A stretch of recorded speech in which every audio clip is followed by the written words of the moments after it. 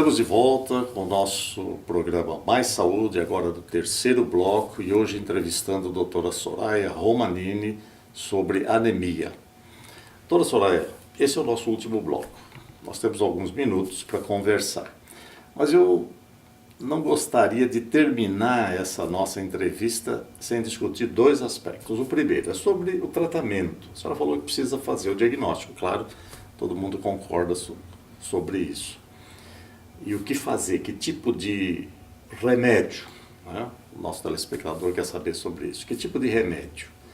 E a outra coisa, a gente tem visto uma prática hoje que está sendo disseminada na sociedade sul-mato-grossense e quiçá campograndense exclusivamente, sobre a questão da ferritina. A senhora pode comentar sobre isso? Ferritina alta, o pessoal faz retirada de sangue, faz flebotomia.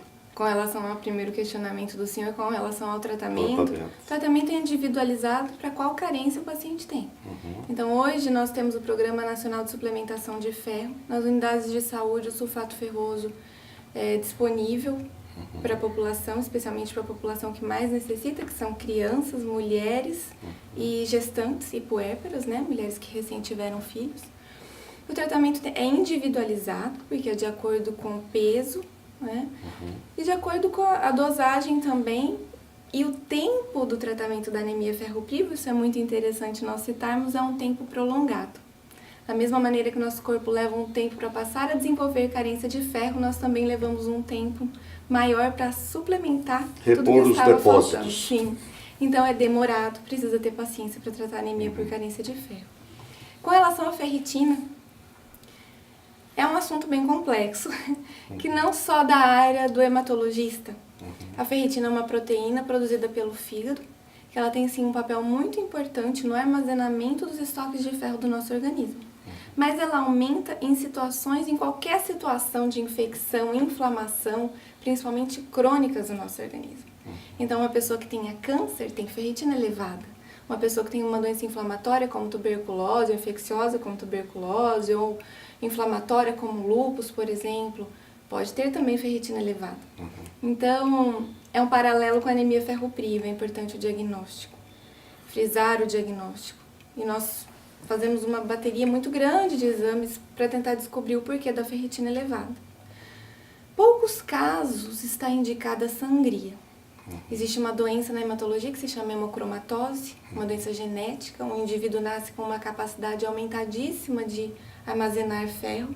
E esses pacientes têm anemia, têm ferro elevado, ferritina elevada. Infiltra fígado, coração, glândulas em geral e coração também. Então, geralmente, nós só fazemos sangria quando a ferritina está acima de 1000. Mesmo que, por exemplo, ainda não tenha um diagnóstico firmado. Porque esse paciente pode sofrer danos em órgãos-alvo se ele ficar por muito tempo com a ferritina elevada. Mas de maneira nenhuma isso deve ser uma prática realizada sem avaliação. Porque pode levar à carência posterior de ferro, se ela for mal indicada. O que a gente tem visto, né, e tem sido uma prática até frequente, é que, de uma maneira geral, nós não levamos em conta a questão inflamatória sistêmica, por uma série de doenças degenerativas que estão aí. Hipertensão, diabetes, dislipidemia, né? A própria placa de ateroma na parede da artéria é um processo inflamatório. E não raro a gente vê isso, e algumas pessoas inclusive sendo orientadas, em que você não acha. Ele não tem tuberculose, ele não tem sífilis, ele não tem nenhuma outra infecção, a não ser um indivíduo bem nutrido, bem vermelho, corado, sem nenhuma outra doença genética, nenhuma outra alteração, mas fruto da situação do excesso, né? E a ferritina, evidenciando naturalmente uma inflamação sistêmica, né, aumenta. E o pessoal começa a fazer retirada temporária ou periódica de sangue.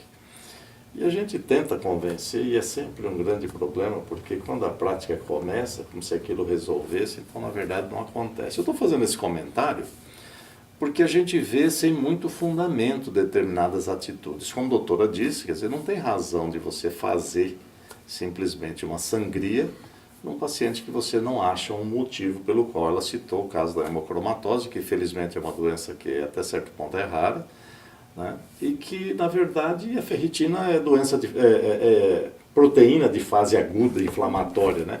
E que sobe, que muitas vezes esses pacientes que têm ela muito elevada, né, eles não dá para tirar sangue porque são de doença crônica.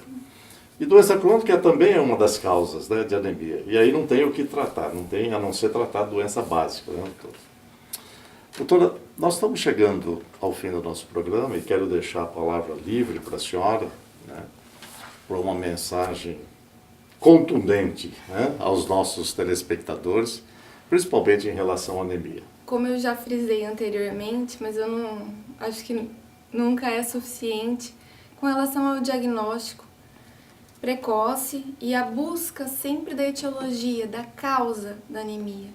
No Brasil, hoje, alguns dados do Ministério da Saúde apontam que 60% da população infantil até 5 anos chega a apresentar carência de ferro. Isso leva a danos até para a vida adulta com relação à produtividade. Então é importante o diagnóstico, é importante que a causa seja estabelecida, porque, claro, isso pode acabar levando, se não, a uma sequela muito grave ou até a risco de vida.